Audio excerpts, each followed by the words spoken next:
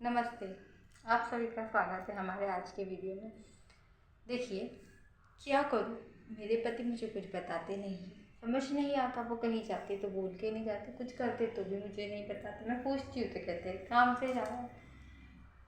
अब मैं करूँ तो क्या करूँ? मुझे ऐसा लगता है मैं उनके जीवन में कुछ महत्वपूर्ण ही नहीं। ये आपका भी सवाल है और बहुत सारी महिलाओं का सवाल है कि वो मुझ पे ध्यान नहीं देते, मुझे बताते नहीं। वो उनकी मम्मी को, उनकी बहन को, उनके परिवार को बताएंगे, लेकिन मुझे नहीं बताते।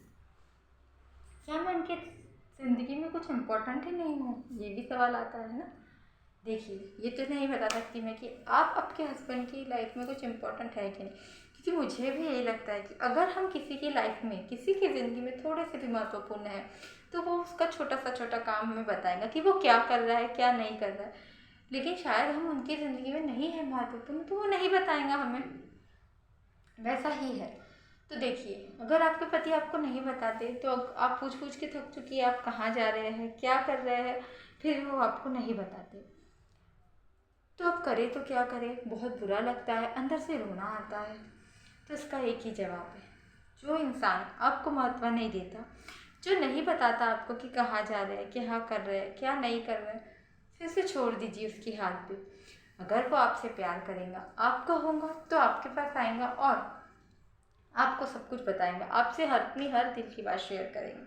लेकिन वो आपका नहीं होगा, आपसे प्यार नहीं करता, उसके लिए आप उसकी ज़िंदगी में कुछ महत्व ही नहीं रखते, तो फिर जाने दीजिए, कटने दीजिए ज़िंदगी कैसी जैसी कटी। और देखिए, ये ज़िंदगी है तो बहुत छोटी सी, कैसे भी कटने दे।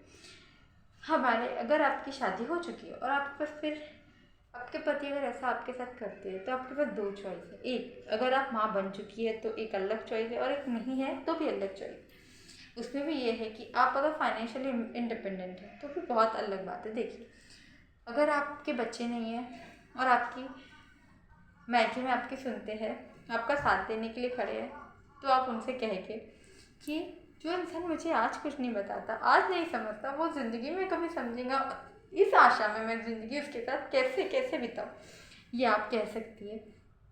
फिर उसके बाद अगर आप माँ बन चुकी हैं बच्चे की, और अब आपके मायके में साथ नहीं है, इतना सपोर्ट नहीं है कि वो सपोर्ट कर सकते आपको के बच्चे को पालने में, तो फिर ठीक है, यही सोचिए काटी की ज़िंदगी साथ में काटे, इस इंसान के लिए नहीं, उस बच्चे के लिए। पर उससे कुछ मतलब मत रखिए, क्योंकि जो इंसान आपको महत्व ही नहीं देता बच्चा होने के बाद भी, आपने उसे उसका वयस चलाने के लिए बच्चे दिए, लेकिन उसका आपके प्रति कोई कर्तव्य ही नहीं समझता, तो इस इंसान को फिर छोड़ दीजिए।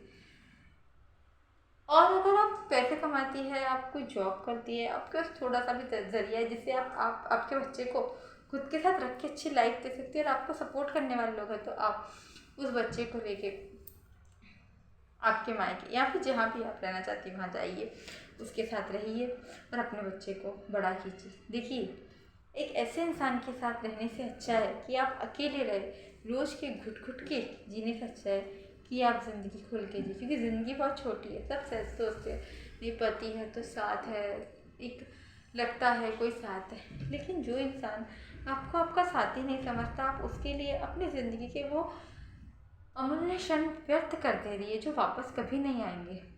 अब रो रो के गवा दे रही है वो समय, वो ज़िंदगी दुख भर में काट रही है।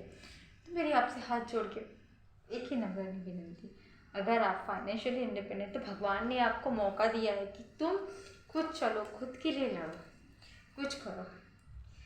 और अगर नहीं है तो देखिए, कोशिश करिए बनने की, कोशिश करने पर तो सब कुछ होता है, लेकिन उस इंसान से आशा मत रखिए। पता है क्यों? मुझे ऐसा लगता है कि जो हम सोचते हैं ना कि आज नहीं कल ये ठीक हो जाएगा, आज नहीं कल वो ठीक नहीं होता, उसकी हमें फिर आदत पड़ जाती है, और फिर हमें ऐसा लगता है कि ये सब ठीक हो चुका है। एक्चुअली ठीक कुछ नहीं होता, हमें आदत पड़ जाती है उस माहौल में रहने की, और हम अपनी ज़िंदगी काट लेते। पता है हमारी सबसे बड़ी गलती क्या है? कि हम उन लोगों के लिए जीते हैं जो शायद हमारे मरने की कामना करते हैं। हम उन लोगों के लिए खुश रहते हैं, खुश नहीं, उन लोगों को खुश करने की कोशिश करते हैं जिन्हें हमारी खुशियों का कोई फ़र्क ही नहीं पड़ता, हम खुश है या दुखी है। तो खुद के लिए जिए, खुद के लिए सहना सीखो, खुद के लिए जीना सीखो। पता है ये लोग ऐसे होते हैं ना कि अगर आप मर भी है ना तब भी इन्हें कोई फ़र्क नहीं पड़ेगा, वो तो दूसरी ला लेंगे। तो उनका कहना ये होता है कि पत्नी दूसरी मिल जाएंगी, लेकिन ये कहना बहुत आसान है। उस माँ बाप से पूछो जिनकी बेटी उन्हें दूसरी नहीं मिलेंगी, जिसने तुम पे विश्वास करके अपनी बेटी तुम्हें दी है, जिन्होंने अपना जिगर का टुकड़ा तुम्हें दे दिया, और तुम कहते हो पत्नी दूसरी मिल जाएंगी। यही अगर शब्द तुम्हारी बेटी या बहन के लिए कोई कहे तो कैसा लगेगा, ये सोच के देखना। यही मेरा आपसे कहना है कि प्लीज़ प्लीज़ रिस्पेक्ट कीजिए अपनी पत्नी की, जो आपके लिए सब कुछ छोड़ के आई है, अपना परिवार, अपने भाई, और आपके साथ खुश रहना चाहती है, और आप उसका साथ छोड़ के और किसी के साथ खुश रहना चाहते हैं। आप भी कभी खुश नहीं रह सकते। ऐसे लोग जो किसी का दिल दुखा के खुश रहना चाहते हैं वो कभी खुश नहीं रह सकते। Thank you.